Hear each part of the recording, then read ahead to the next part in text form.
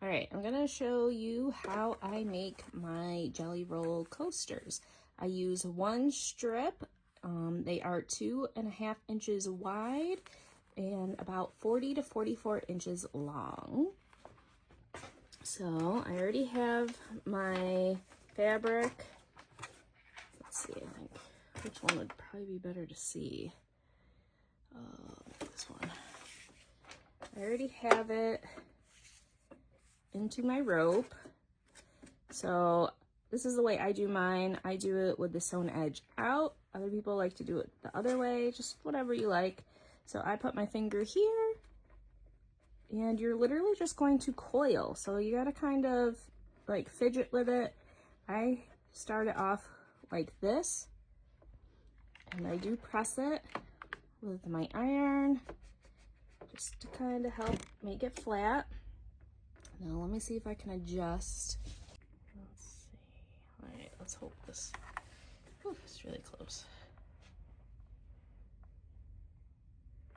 All right. So what I do is I go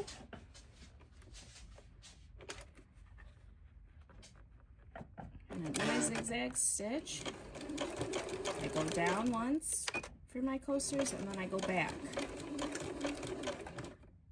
And then I'm going to go back down and then I'm going to stop right here. And then I'm going to take this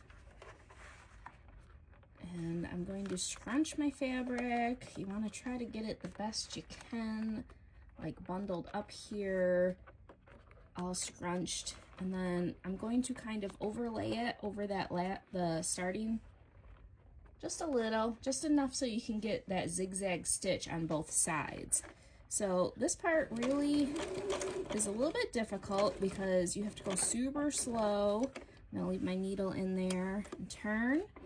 I'm gonna go down here, leave it in, turn again. You're just going to snip these, I don't like them in my way. You're just gonna make sure that you're bunching your fabric up in here like that and butting it up next to the edge in here. And you're just gonna go around making sure you take your time. You want that zigzag stitch to go on both sides. You're gonna gently turn it, trying not to push or pull too hard, but just enough to help the machine. I do use a walking foot, so I feel like that helps me. So you can see how I'm scrunching and pushing down my fabric, trying to just get it to kind of lay nicely so I can have that connection with the zigzag stitch and you can get around that curve. The more bunched you have it, the more it's going to help to lay flat. You want that nice curved outside as much as you can. It is a little bit of a pain, especially doing these coasters or any of when you do a round jelly roll. Just a little bit more. You can pin it. I just find it's a little bit annoying after a while because you gotta stop and take every single pin out before you sew. So this is just how I do it. Kind of just taking your time, bunching it up, and using your left hand to help glide and move it as I'm sewing. It's going this way. I'm going to be pulling down it with my left hand. I'm just letting the machine do most of the work, trying my best to just help gently glide it across. That helps. I'm going to stop and I'm going to reposition and try to start bunching it again because it was kind of getting a little straight. So see, I have it in here.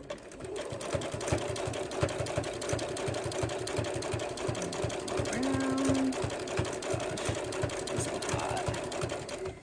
Okay, I'm gonna again reposition. You don't really want like flat edges like that. You kind of want as much bunched as you can so that you get a nice even spread as you're sewing across. I found that helps me the best when I'm doing this. I notice you don't want like a big flat spot. You kind of just want it all evenly kind of bunched as best you can. Now, I'm almost to the end here. I'm gonna go a little faster.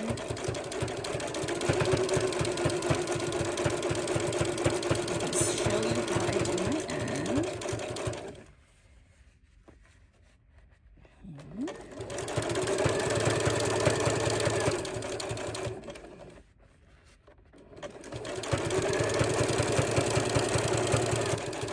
So now as I get to my end, I stop here and then I'm going to cut at an angle. You don't have to do this, but this is how I like to do mine.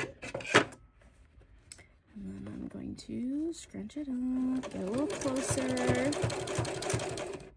right here. So see how I have this edge? I kind of try to tuck it a little bit as much as I can. Sometimes I use my little mini flathead here. Oh, this little guy. And I kind of just work it in to fold the fabric. Oh, my hand's not in the way and you can see. All right. Sometimes it pops out, but I just take this and kind of work it in. Try to keep it laying flat. That zigzag really is going to keep it down because I'm going to go back over it anyway. I'm going to back stitch over it. Come on, get a little closer. Okay. And then I'm going to go back a little ways.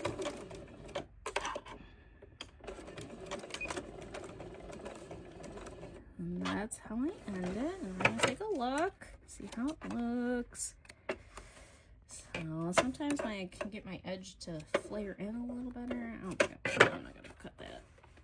But it all depends on how you want it to look. So you can see here, this is how it looks when it's done. It is a little floofy, So, I mean, I just go in and I press it, and it helps keep it nice and flat. And you can see the difference, I think, after doing that. You can do both sides. Let me zoom out a little.